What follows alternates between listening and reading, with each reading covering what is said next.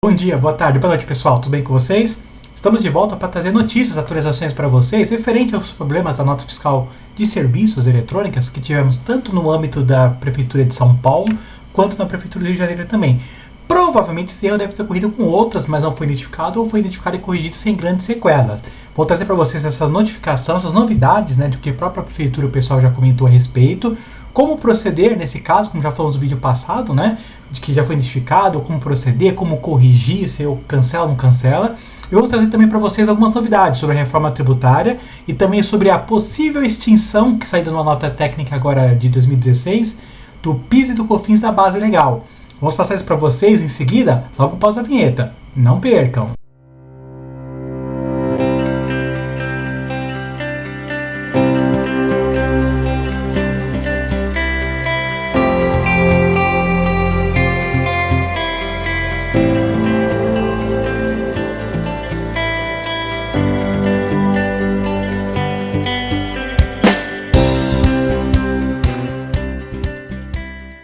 Então vamos lá pessoal, vamos começar o assunto aí falando então sobre essa questão da nota fiscal de serviço, de São Paulo, do Rio de Janeiro, como que ficou essa questão, se já fizeram a correção, não fizeram a correção, como isso ficou realmente. Então saiu a notícia, hoje dia 4, essa notícia do dia anterior, houve uma atualizaçãozinha dela, por isso que eu esperei um pouquinho para dar esse retorno para vocês. Vamos acompanhar aqui, vamos avaliar realmente como foi essa questão por parte das prefeituras. São Paulo identifica e corrige o erro que excluía o IRRF e a contribuição social sobre o lucro líquido da base da nota fiscal de serviços. Então olha lá pessoal, o que aconteceu. A Secretaria Municipal da Fazenda de São Paulo informa que foi identificado um equívoco na parametrização inicial do sistema municipal de emissão da nova Nota Nacional de Serviços. Lembrando que essa nota é de ambiente nacional, relacionada à composição da base de cálculo do Imposto sobre Bens e Serviços, o IBS.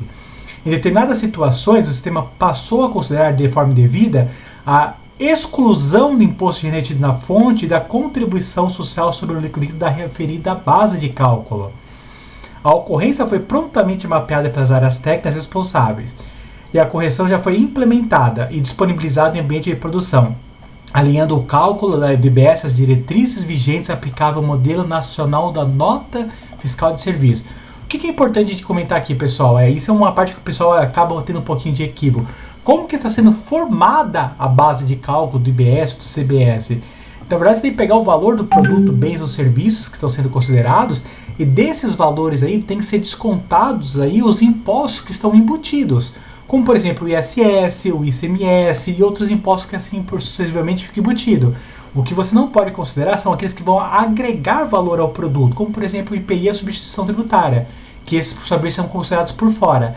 Quem é um pouquinho da área tributária, ou quem já trabalha nesse ramo de negócios, assim, como empreendedor, como empresário, já sabe, já conhece bem, que tem aqueles impostos que a gente acrescenta, que a gente chama de por fora, e aqueles que já estão embutidos, chamados por dentro.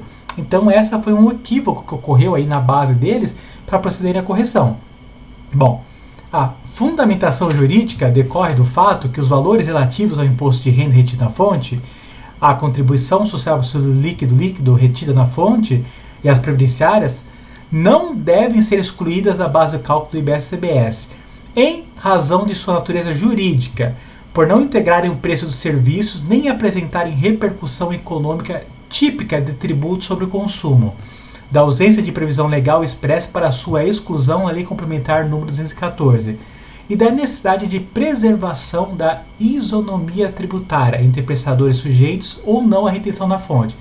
Aqui eu tive até uma conversa na semana passada com alguns clientes, pessoal, só para vocês entenderem a problemática não só do IBS, do CBS, mas do IVA como um todo. Bom, o governo definiu uma alíquota, que nós estamos falando aí na faixa hoje de 27, 27,5%, tem um teto aí que ela pode chegar até um valor percentual um pouquinho maior, mas o que é importante a gente entender? Isso é uma coisa que assim, o pessoal ainda tem um pouquinho de discordância sobre a informação. Quando foi criado o projeto, a ideia era fazer similar ao que temos hoje no Simples Nacional, ao MEI, empresas desse porte, em que você pega todos os impostos, sejam federais, estaduais ou municipais, então você entraria nesse. Vamos pegar o exemplo dos impostos do Simples Nacional. O PIS, o COFINS, o IPI, o ICMS, o ISS, o IRPJ e também a contribuição social. E isso tudo formaria uma base de cálculo, ou seja, formaria uma única alíquota de contribuição. Quando foi proposta a questão da reforma tributária, a ideia era fazer essa unificação, como já ocorre no Simples, para todas as empresas e segmentos, como nós temos hoje, por exemplo, vários países da Europa, como um exemplo bem prático disso. No entanto, o nosso governo acabou um pouco distorcendo essa forma, já deixou de fora o IRPJ e a contribuição social sobre lucro líquido. Por mais que tenha algumas alíquotas variáveis, a gente pode considerar uma alíquota de 12% para uma, 8% para outra, então você falou que você vai ter aí mais uma alíquota variável de 12% até 20% a mais de imposto, além do próprio IVA, que é o Imposto de Renda da Pessoa Jurídica, e a contribuição social. Então, se a gente pegar nesse modelo os 27, se a gente jogar no mínimo mais 12 ou mais 20, dependendo aí da questão da empresa, regime lucro presumido lucro real, nós estamos falando que a carga tributária vai variar entre 40% e pode chegar aí até quase 50%. É uma alíquota bem grande a ser considerada.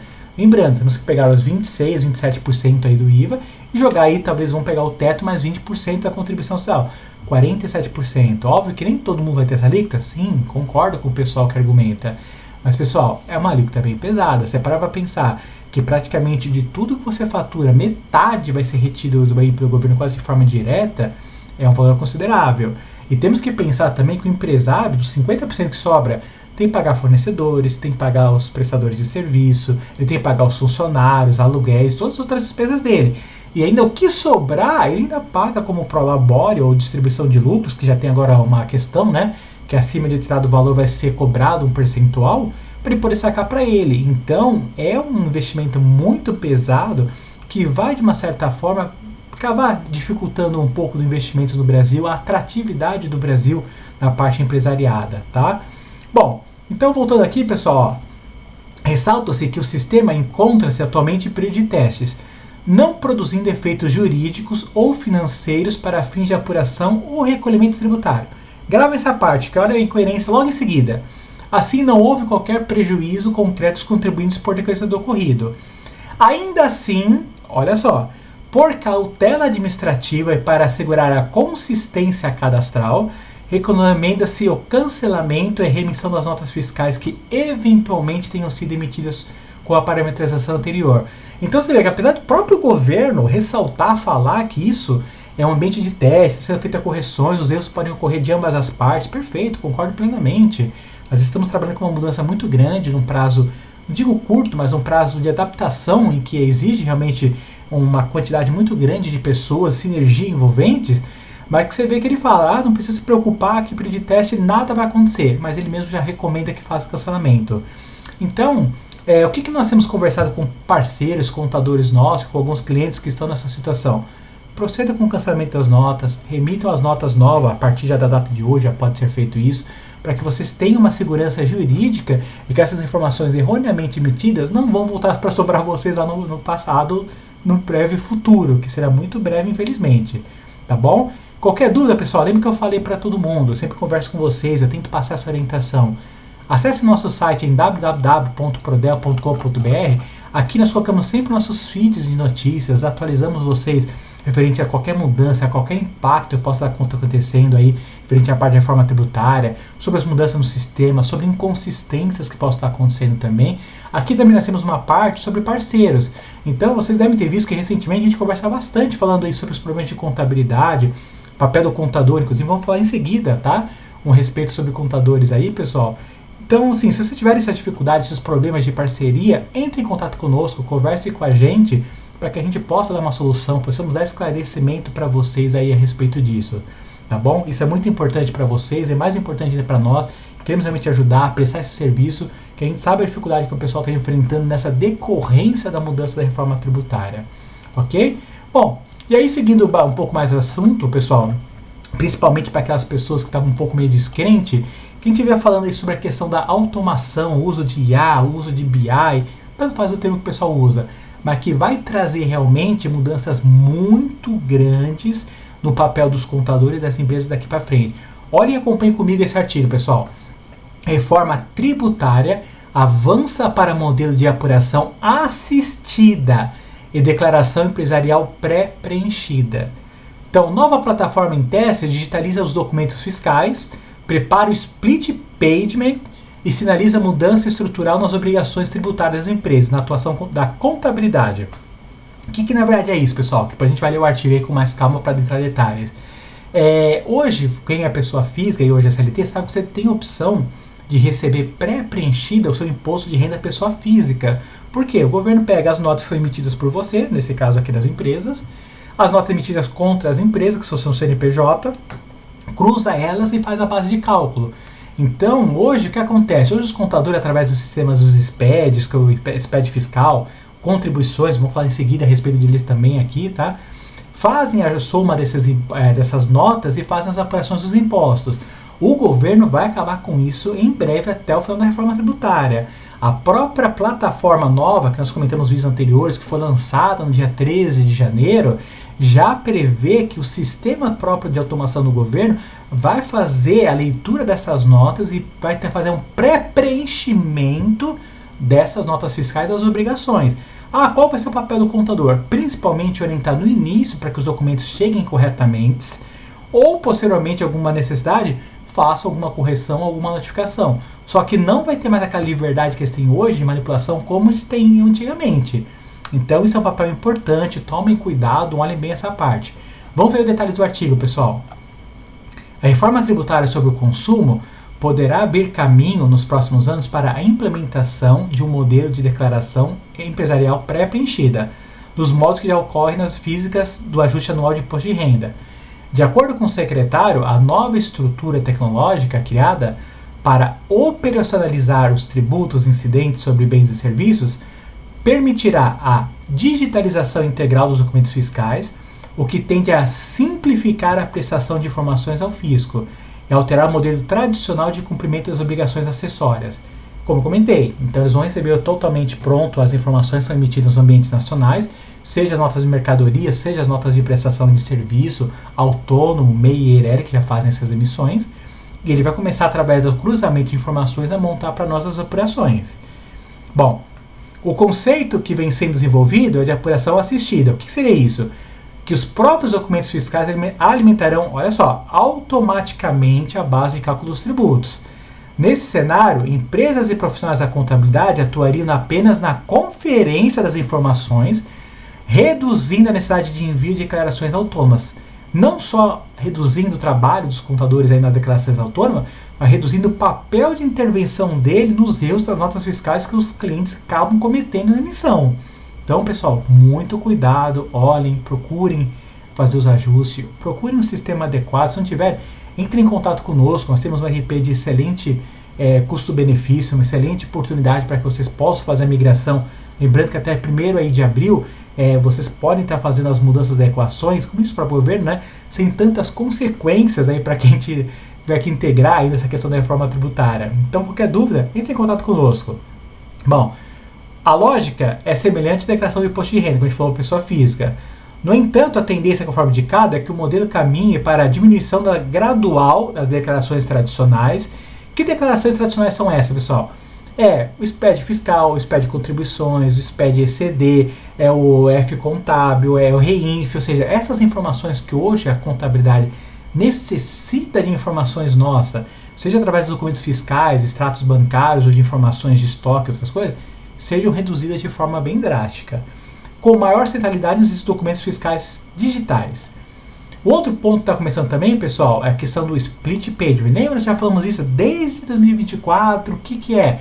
É o chamado pagamento partilhado, aonde, quando o governo for fazer a cobrança, você for fazer o pagamento, né, de um título aí que foi emitido por uma empresa, o governo automaticamente vai retirar a sua fatia de imposto correspondente àquele valor. Então, aquilo que a gente faz hoje de um regime acumulativo, o que é o acumulativo? Nós vamos acumulando nota dia a dia, semana a semana, mês a mês, para recolher no mês subsequente os impostos. É dessa forma com o IPI, com o ISS, com o PIS e com o COFINS. Com a mudança do split payment, esses impostos vão ser retidos no momento do pagamento. Aí perguntar, a questão do, mas se eu tiver crédito, como que vai ficar? Nas últimas alçadas que o governo falou, inclusive na apresentação inicial dele, nós falamos isso nos primeiros vídeos aí sobre a reforma tributária, o que o governo falou? Que quando você vai pagar integralmente, vai ser retido, e quando houver crédito, o valor vai ser estornado para a conta do cliente cerca de 2 dias úteis posteriormente. Isso ainda foi confirmado? Até o momento não tivemos muita definição. Como já foi comentado, ainda está em fase de teste, em desenvolvimento. mas provavelmente eles devem seguir essa metodologia que já foi definida lá no sistema da reforma tributária, de como seria a forma de atuação de cada uma dessas plataformas deles, pessoal. Bom, então olha só, pessoal, o modelo contempla o chamado split payment, mecanismo pelo qual o recolhimento do tributo ocorre no momento da liquidação financeira, para os tributos federais que substituirão PIS e COFINS. Ou seja, ano que vem, 27, que esse ano estamos ainda em base de teste, o PIS e o COFINS já vão ser retidos automaticamente pelo sistema de pagamento partilhado. Ok? A fase inicial será adicionar as operações entre business to business, B2B, sem inclusão de imediata às vendas do varejo. O que seria esse B2B, pessoal? De empresa para empresa. Então, nesse primeiro momento inicial, o governo vai pegar apenas os pagamentos que uma empresa fizer a outra. As pessoas físicas, o varejo, ou seja, a venda diretamente ao consumidor, no momento, em primeira instância, ainda não será abordado pelo split payment, ok? Bom, transição para o IBS entre 2029 e 2032. Lembrando que até o momento estamos falando só sobre o CBS, que é o PIS e COFINS. No âmbito subnacional, a substituição do ICMS e do ISS pelo Imposto sobre Bens e Serviços ocorrerá de forma escalonada entre 2029 e 2032. Nesse período haverá redução progressiva das alíquotas do ICMS e do ISS, paralelamente ao aumento gradual da alíquota do IBS, tributo que será compartilhado entre estados e municípios. O que é importante destacar nesse ponto aqui, pessoal? Lembre-se que durante a transição tributária nós vamos ter que conviver com os dois modelos tributários, o atual, onde teremos o ICMS, o ISS, o PIS, o COFINS, o IPI, e o novo IBS-CBS.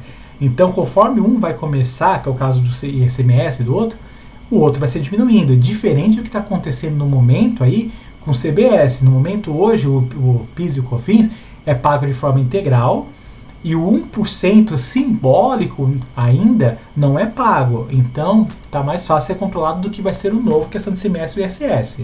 Ok? Bom, impactos operacionais e adequação das empresas.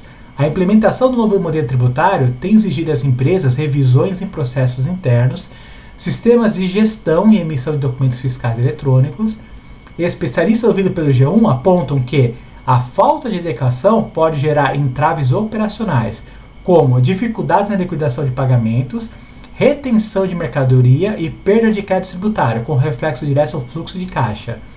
Por outro lado, a Receita já informou que não projeta aumento da complexidade na emissão das notas fiscais com a reforma.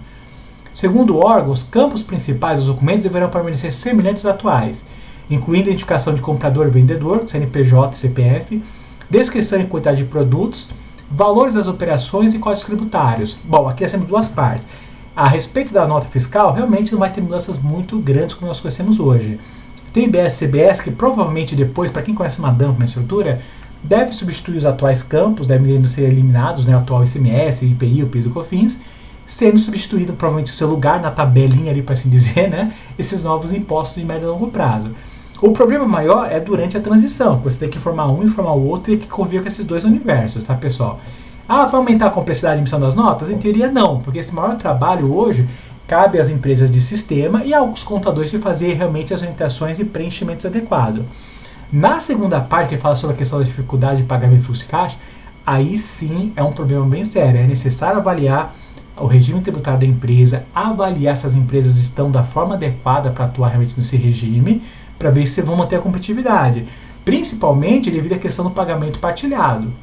Hoje nós sabemos que as empresas acabam, às vezes, no final de um período, juntando o dinheiro ao longo do tempo para pagar os impostos. Então, o pagamento de forma quase que imediata, tudo bem que não eles que vão pagar, eles não estariam deixando de receber, digamos assim, esse dinheiro adicional, né, na sua conta para pagar posteriormente, vai aplicar que as empresas tenham um fluxo de caixa mais assertivo para que possam se manter abertas sem prejuízos. Bom, e aí para a gente finalizar esse tema aí, pessoal, o que o cenário indica para profissionais da contabilidade? Para os escritórios contábeis e departamentos fiscais, o avanço da apuração assistida sinaliza uma mudança estrutural no papel das obrigações acessórias, com maior ênfase na qualidade dos dados inseridos nos documentos fiscais eletrônicos. Perfeito, que a gente fala. O papel do contador está mudando. O contador hoje ele tem que auxiliar vocês na nota correta. As emissões dos dados têm que ser corretas de início. E não ficar como eles têm o papel aí até as datas atuais, né? Na mais a retaguarda, de vocês fazerem as documentações e depois de ficar retificando. A conferência, a parametrização de sistemas e a governança de informações tendem a ganhar pragmatismo na rotina operacional. Perfeito, concordo basicamente com ele aqui. O papel não só do contador, mas das empresas de TI hoje, né, como os RPs, como nós da Prodel, é muito mais próximo hoje dos donos da empresa do que era no passado. No passado, as empresas buscavam a gente, o contador, como uma vantagem competitiva. Agora está se tornando um bem de necessidade para continuar no mercado. Então, mantenha essa proximidade, converse com as suas empresas, com o seu contador, com o seu sistema. Caso não tenham, entre em contato com a gente que a gente auxilia vocês no processo, porque isso vai ser fundamental aí para a continuidade e boa sobrevivência aí do nosso mercado. A transição para o modelo também vai exigir o acompanhamento contínuo das normas de regulamentação, teste de integração entre ERPs e ambientes fiscais, além da revisão de cadastros tributários e classificações fiscais. Lembra que nós falamos no ano passado que o governo falou não vai ter necessidade de tantas mudanças na parte fiscal? Falamos isso inclusive hoje. Sim, tem algumas mudanças que são necessárias, alguns novos cadastros tributários são incluídos, entre eles o CCT, que é o Código de Classificação Tributária que entra, tá? Então é necessário que sejam feitas essas parametrizações, é necessário que os contadores entrem numa adequação para entender essa nova modalidade e não tenham tanta dificuldade, por assim dizer, pessoal, em mexer no sistema e orientar vocês aí no dia a dia das empresas, tá? E aí, por finalizar, o que o cenário indica para profissionais da contabilidade? Só uma pincelada aqui antes, no último assunto que a gente falou, apesar do documento ficar igual das notas fiscais, haverá uma mudança em breve no CNPJ que ele vai sair de um código numérico para um código alfanumérico, vão ser letras e números, tá? Só uma observação para vocês. Bom, para os escritórios contábeis e departamentos fiscais, o avanço na apuração assistida sinaliza uma mudança estrutural nos papéis, como falou, na maior qualidade dos dados inseridos nos documentos fiscais eletrônicos. A transição para os RP também nesse contexto previnem e evitam riscos de inconsistências que impactem créditos, apurações e recolhimentos. Nesse contexto, o profissional da contabilidade passa a atuar de forma ainda mais estratégica, apoiando decisões relacionadas a fluxos financeiros, aproveitamento de créditos e conformidade tributária, especialmente durante o período de convivências entre os dois sistemas, o atual e o futuro. E para aqueles contadores que estão acompanhando, que ainda são um pouco meio descrentes sobre o papel deles, que não, nada muda, eu ouço há 20, 30 anos que vai acabar o fiscal, vai acabar isso, aquilo e tal.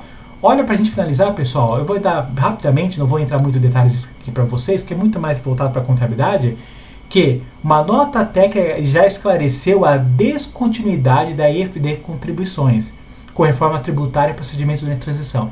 O que é EFD Contribuições, para quem não conhece, pessoal? É um sistema por situação digital, onde a gente pega as notas fiscais de entrada e saídas emitidas pela empresa e recebidas por ela, e mandamos para o governo para fazer uma apuração do PIS e o COFINS. Então o governo já está anunciando que vai haver a descontinuidade no sistema da plataforma. Então aqueles que descreem que não, nunca vai pegar esse negócio de fazer automaticamente pré-preenchido imposto, tá aí a nota técnica explicando, tá bom? Pessoal, eu espero que vocês tenham gostado. Qualquer dúvida, entre em contato conosco, conversem realmente com a gente, passem seus comentários aqui, tiverem alguma dúvida, algum assunto, tópico, conversem com a gente.